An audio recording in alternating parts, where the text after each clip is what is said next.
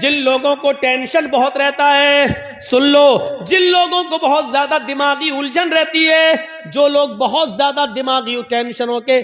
ٹینشنوں کے شکار ہیں، میری 3 بیٹیاں 4 بیٹیاں بڑی ہیں، جوان ہیں، شادی نہیں ہو رہی ہے، میرا بچہ بڑا ہو گیا ہے، شادی کے لائق ہو گیا، پھر بھی ماں باپ کی بات نہیں سنتا ہے، پھر بھی گھر دیر سے آ رہا ہے، جن کو 50 قسم کے غم کھائے جا رہے ہیں، ان کو ایک دعا سکھلا کر جا رہا ہوں، یہ دعا کو اپنا وظیفہ بنا لو، لا حول ولا قوت الا باللہ، بس اتنی سی دعا ہے، اس دعا کو اٹھتے بیٹھتے پڑھتے رہا کرو۔ اللہ کے نبی فرماتے ہیں یہ لا حول ولا قوت الا باللہ، یہ 99 بیماریوں کی دوا ہے، اور سب سے ہلکے درجے کی بیماری یہ ہے کہ انسان کے غم نہیں دور ہو رہے ہوں، انسان کو ٹینشن ہو، تو یہ سب سے ہلکی بیماری ہے جو اس دعا سے چلی جاتی ہے۔ اس سے بڑی بڑی 98 بیماریاں اور ہیں جو اس دعا کے پڑھنے سے جائیں گی۔ میرے بھائیوں، یہ دعا کو ہماری ماں بہنیں بھی یاد کر لیں، آپ بھی یاد کریے۔ ٹینشن کی یہ دعا ہے، ذہنی الجھن کی یہ دعا ہے، غم اور الجھن، اور جس کے دماغ میں ہزاروں قسم کے خیالات آتے ہیں، اس کی زندگی میں سکون نہیں، تو وہ یہ دعا پڑھتا رہے، لا حول ولا قوت الا باللہ، اور ساتھ میں یہ دعا بھی اگر ملا سکتا ہے تو ملا لے، یا مصرف القلوب صرف قلبی علی دینک، اے دلوں کے پلٹنے والے میرے دل کو اپنے دین کی طرف، اپنے مذہب کی طرف، اسلام کی طرف پلٹ دے، میرا دل ادھر ادھر نہیں، صرف اپنے دین کی طرف لگا دے۔ یہ دونوں دعائیں آپ اس کو اپنا وظیفہ بنائیے، دونوں نہیں پڑھ سکتے تو ایک دعا لا حول ولا قوت الا باللہ، اس کو ہی اپنا وظیفہ بنا لیجئے، بہتر ہے کہ دونوں پڑھیں، دونوں نہیں پڑھ سکتے تو کم سے کم ایک دعا پڑھیے، یہ ذہنی الجھنوں کو دور کرنے کی ایک دعا ہے۔ آج جمعے کے خطبے میں نے سنایا تھا نا کہ وہ 2 صحابی تھے، جن لوگوں نے نہ سنا ہو سنو،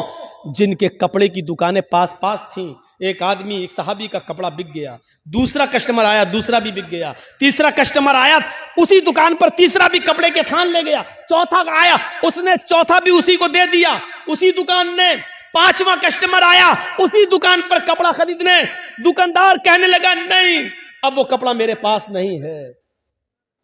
میرے بھائی کے پاس چلے جاؤ، اس سے بھی اچھا کپڑا تمہیں وہاں مل جائے گا، یہ پڑوس میں دکان ہے۔ اس نے یہ سوچ کر اس کو بھیج دیا کہ میرے تو 4 کپڑے کے تھان بک گئے، میرے گھر میں میری بیوی بچوں کا گزر بسر چل جائے گا، میرے بھائی کی تو بونی تک نہیں ہوئی ہے، اس پڑوسی کی، اس کے بھی بیوی ہے، اس کے بھی بچے ہیں، اس کو بھی شام کو کما کر لے جانا ہے اور اپنے بیوی بچوں کا پیٹ پالنا ہے۔ اس نے یہ سوچ کر اب ہمارے پاس کپڑا نہیں ہے کہہ دیا تاکہ میرے بھائی کی بھی کچھ بونی ہو جائے، اس کو بھی اتنا کپڑا اس کا بھی بک جائے کہ اس کے گھر میں چولہا جل جائے۔ میرے بھائیوں، اس نے منع کر دیا کہ میرے پاس کپڑا ختم ہو گیا، جاؤ میرے بھائی کی دکان کے پاس چلے جاؤ۔ میرے بھائیوں، ایمانداری کے ساتھ بتانا، کمپٹیشن کے دور میں ہماری ادھر چائے کی دکان، بغل میں ادھر چائے کی دکان، ہم